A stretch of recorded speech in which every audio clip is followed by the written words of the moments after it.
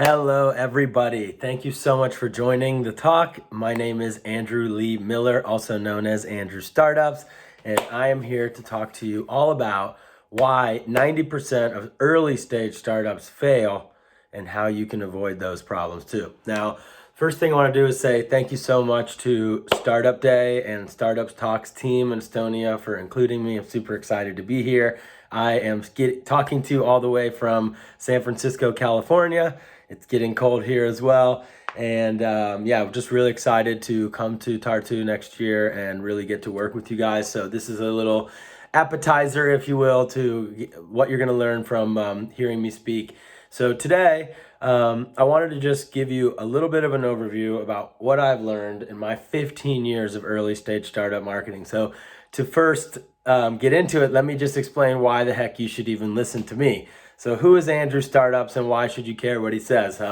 That's a very valid question. I've been working with early stage startups for 15 years, specifically focused on solving the growth challenges of early stage businesses. So in the beginning, I was head of marketing of various companies, and I just drove one exit after the other. And after the third early stage startup exit that I drove as head of marketing, I realized, you know what, there's a lot of very common problems for early stage companies that as a consultant I can help fix, and I might be really talented in this scenario. You know, if you're listening to this and you have a startup and you're doing the marketing at the very early stages, it's very common to see mistakes happen over and over again, especially if you're a first-time founder, and even more so if you are a technical product-focused founder. If you don't have a marketing background, marketing is a difficult thing to figure out, and that is really where 90% of startups fail. And that's not my stat. You can go Google why 90% of startups fail, and you'll see a recent Forbes article that talks specifically about prioritizing marketing as one of the main reasons why startups fail.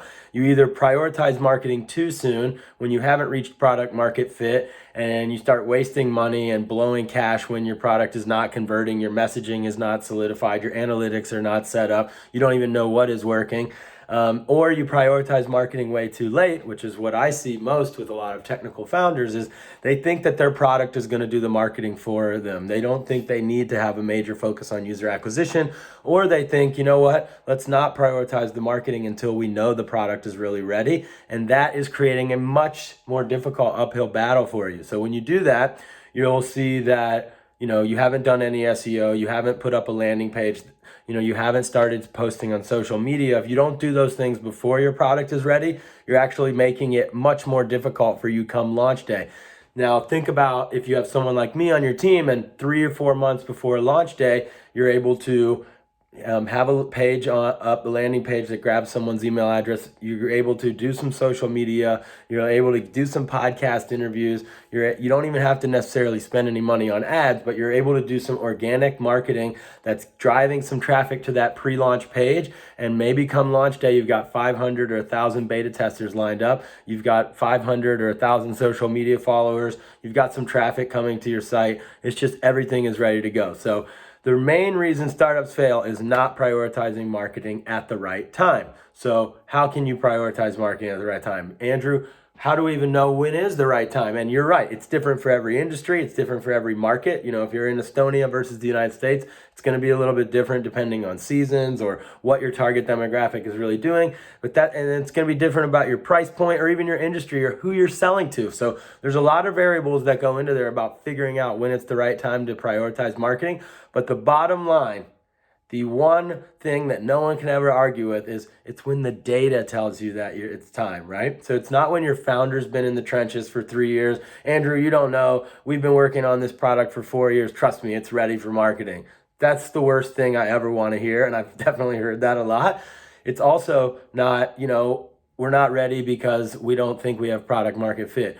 Assumptions, gut, all that has no place in startup marketing, right? You are a growth hacker. What is being a growth hacker all about? It's about being data driven, right? So when the data is telling you that there is these 3 things I'm going to talk about, right? Retention in the form of multiple visits to your product, or a decent conversion rate that at least shows you people organically are converting, because those numbers are going to go down when you start to do large scale marketing. So paid advertising, launch marketing, the more you do outbound marketing, the lower the quality of the traffic goes down. So you want to see organically that you're getting retention, you're getting conversion rates. And the third thing, the holy grail of telling you that it's ready to market your product, is that people are referring it.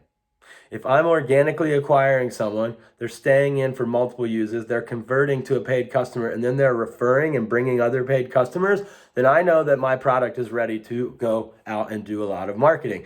Now, if I don't see all three of those things, does that mean it's not time at all? No, because there's a really famous saying in startups that if you wait for something to be 100% ready, you're waiting too long. So you always have to be ahead of the curve. You always have to be faking it till you make it and kind of imagining you're here when you're still here. So you need to be ready to do some things, even if you've only got 1 to 2 of those 3 holy grail data points ready and done. You still need to be doing some stuff. But if you, right now, if you think, holy shit, our users are retaining them. I mean, they are retained, they are referring other people, and they are converting. If you're listening to this and you haven't prioritized marketing and you're already at those 3 points, then you're behind right now and you need to get ahead on the marketing. So the next thing is, what channels would we focus on, Andrew? We're a bootstrap startup. We don't have tens of thousands of dollars to put on ahead on marketing, right?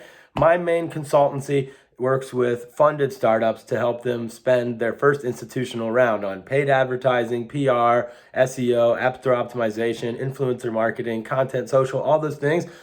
A lot of companies don't prioritize marketing until they have the resources to hire an agency like mine, growthexperts.com with a Z, and instead they just, kind of just dabble in doing Facebook ads themselves as founders, or part-time do some events or social media, and they really don't see anything happen.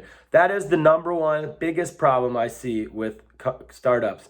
Early stage startups, they have a couple $1,000s, they have a global or nationwide audience, and they try and drop that little drip of spend in the Facebook ads budget and expect a result out. And of course, they're not going to see anything, you guys. So what you should do is put off all the paid advertising to later on when you do have budgets, but that doesn't mean you can't do nothing. So what channels can we focus on, Andrew, in the earlier stage of the business when we maybe don't have all the product market fit yet, but we want to start working on stuff? So 2 things. 1, you want to think about what takes the lowest hanging fruit or the least amount of resources for your business to start. So I like to write a list of all the potential marketing ideas that we've ever thought of as a team. I call this the marketing mega list. And usually it's a Google sheet.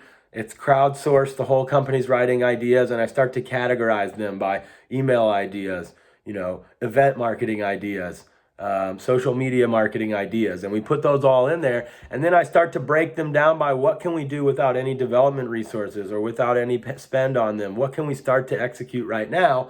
And then the second thing you want to look at is, what are the things that are going to take several months to finish, like SEO or content marketing, for instance?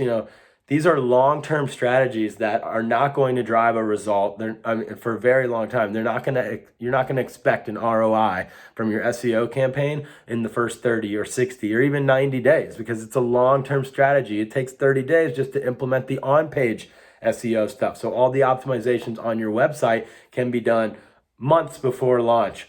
And then you can start to do content marketing. You can start to build links later on before your launch day. So that makes sense to start now, even if you're months away from launch. So prioritizing channels comes down to really 2 things. What can you guys get done now that isn't going to take a lot of resources?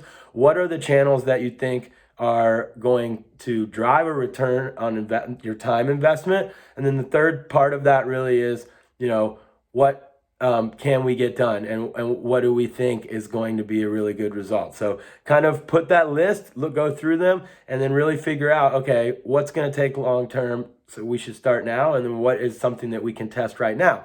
So some other channels I think that you can really prioritize early on are, like I said, the organic channels, the things that don't take any spend. So what does that mean? That's PR marketing, right? It doesn't cost any money to become your own PR agency. I have blogs, I have an Udemy course, I have millions of things out there you can learn from me on how to do your own PR. We don't have enough time exactly today, but basically it's about crafting your story and then reaching out to the press. It only takes blood, sweat, and tears and time investment. Those kind of strategies are what I think you should focus on at the early stage of your business to make sure you can't fail, because you have if you're an early stage startup, you have more time than you have money, right? If you're a well-funded startup that's in a highly competitive space, it's the exact opposite. You have less time and tons of money. That's why you must throw paid advertisements out there to really try and win that market share. Well, with an early stage company, you don't have that budget, but you have a lot of time. So then you can invest that time and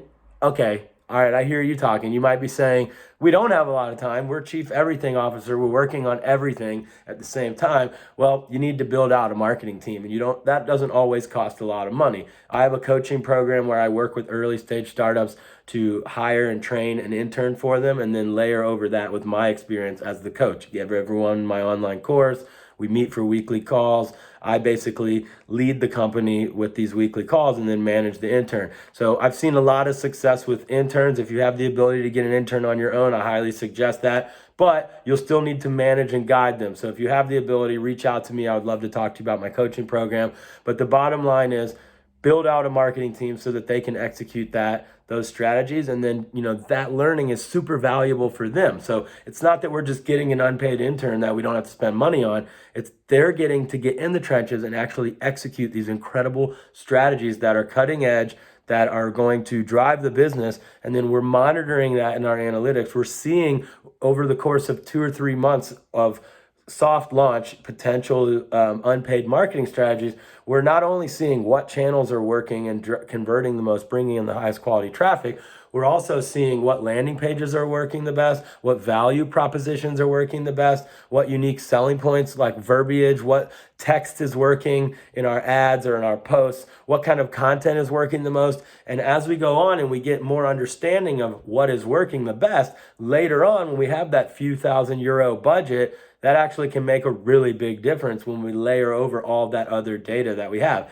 So data as a marketer is not just quantitative data, it's also qualitative data in the sense of these ads converted the most. Okay, that's quantitative, but then like this type of content gets the most engagement, right? So I'm not literally adding up all the engagement points. I'm just seeing whenever we post video on Twitter, it's converting so much more. The engagement across the board is so much more. So that means that if we want to run ads, we should probably do Twitter ads with video content in the ad. And we'll know that saying this and saying that and leading to these landing pages. So you can get an idea of how much more likely you are to be successful at the early stages with your marketing. So the last thing is, how do we know if the marketing is working? Obviously, we know what our KPIs are, right? Everybody listening? No? If you don't know what the core metrics for the success or analyzing the success of your marketing are as of today, stop everything, write that down, talk to your team. That's number one. You've really got to figure out what are the core metrics.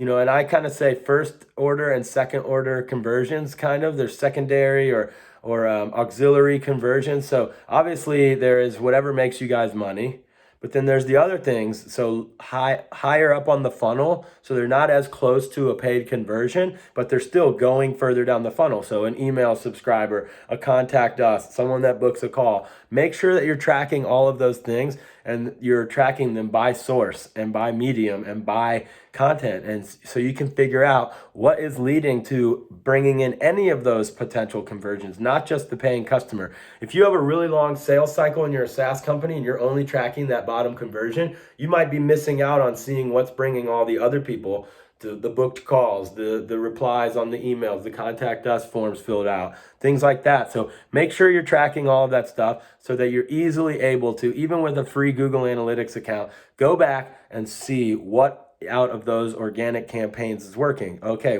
social media seems to be working, but which social media channel, which type of content? That's the kind of stuff that you need to figure out going forwards so that when you do raise some money or you do have terminal velocity with your product market fit, then you can really spend money in the right areas, spend time in the right areas. The same as your money budget, you're moving towards ideally tightening your time spend budget with a lot more information about what's working and what isn't. And then that's basically the last thing is all about scaling. So as you're figuring out what's working, just like you would with a money budget. You're realizing, okay, we spent all of our 5 hours this month on social media evenly, but looking back at our analytics, it looks like Facebook and Twitter are our most active communities. So we're going to have our social media intern double down on those areas and then forget about the rest for right now. And that's just going to lead you to get more tighter and tighter and effectively scale up those channels. And then as you get data that there's a strong ROI for either investing in paid campaigns on those channels or a full-time focus on those channels, that's kind of how you scale up. So you go really slowly and efficiently through this growth process, and you are much less likely to fail at marketing as an early stage startup. So that's all I got for you guys. I know that's a lot in 15 minutes, but I would look absolutely forward to diving in deeper, and I'm going to join right now for your questions. See you in a bit.